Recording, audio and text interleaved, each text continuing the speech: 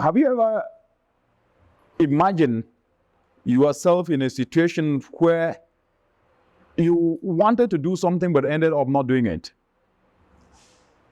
I am sure a lot of us have found ourselves in this kind of situation where we end up not doing it because we thought it was difficult. Well, I've got a story and also an answer for you today. It's our mind. You know, the mind is the laziest part of a human being. And the mind's rule, the rule of the mind is what we call pain avoidance, is to avoid pain. And so anything that we do that can cause pain in the mind, it gets rejected. So when you don't do something, ease, laziness, and complaining are easy things for the mind, because the mind in that state is not overworking. And that's why when you tell your mind that you want to watch television, you watch television. You tell your mind you want to go to bed, you go to bed. But why I'm saying this is that when you feed the mind with negative information, that's what the mind likes. The mind, because its role is pain avoidance, it's receptive to negative information and lazy things. When you're complaining, you don't strain. When you're gossiping, you don't strain. When you are not doing anything and relaxing, you don't strain. And therefore, because the mind is the laziest part of a human being, it ends up 99% receptive to what doesn't add up. And because of that, you, the individual, because of your willpower, have to force the mind to act. When you force yourself to sleep early and get up at 5 a.m., that's a decision you have personally made. You start to train your mind. And the more you continuously do that, you will notice that the mind will become conscious of that and will do what you want it to do. Why am I saying this? When you forcefully force yourself to do something willingly and persistently, you train your mind to behave that way.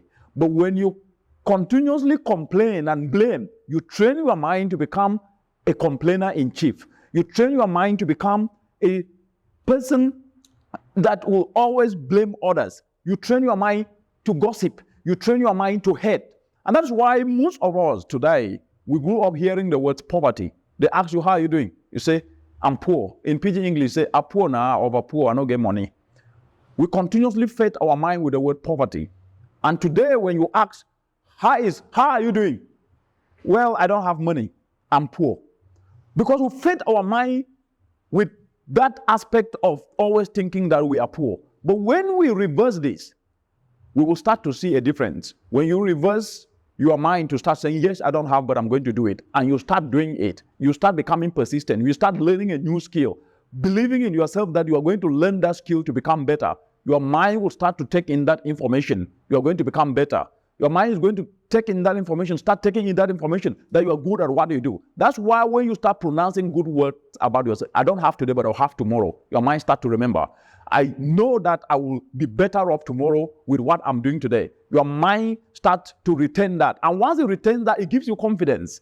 But what you need is to be persistent and consistent in what you do. What you need is tear off staying around people with negative energy and stay around people with positive energy. What you need is, if they tell you cannot do it, tell yourself you will do it. Your mind will then start to retaining that you will do it, and that gives you what I call confidence. Confidence is built over time. Confidence is not given. It is you who initiates and build it. And in the process of developing confidence, it takes passion, it takes dedication, it takes consistency, it takes persistency, and it takes effort. So with that effort, your mind will just be receptive to anything that is easy. Therefore, for us to be able to do what we need to do to turn challenges to opportunities, we need to start training our mind with solutions, not with complaints. We need to start training our mind with solutions to the problems we face, not blame game. We need to start telling our mind that, yes, it can be done, and I will do it. And develop that passion in us that always tell us that we are able, regardless of our limitations, because there's nothing like a limitation. It's just a matter of time that you will notice that what you thought was limiting was just as a result of your mind believing that you were limited. Because all of us are unlimited in everything we do. Will you change your mind? I think you should.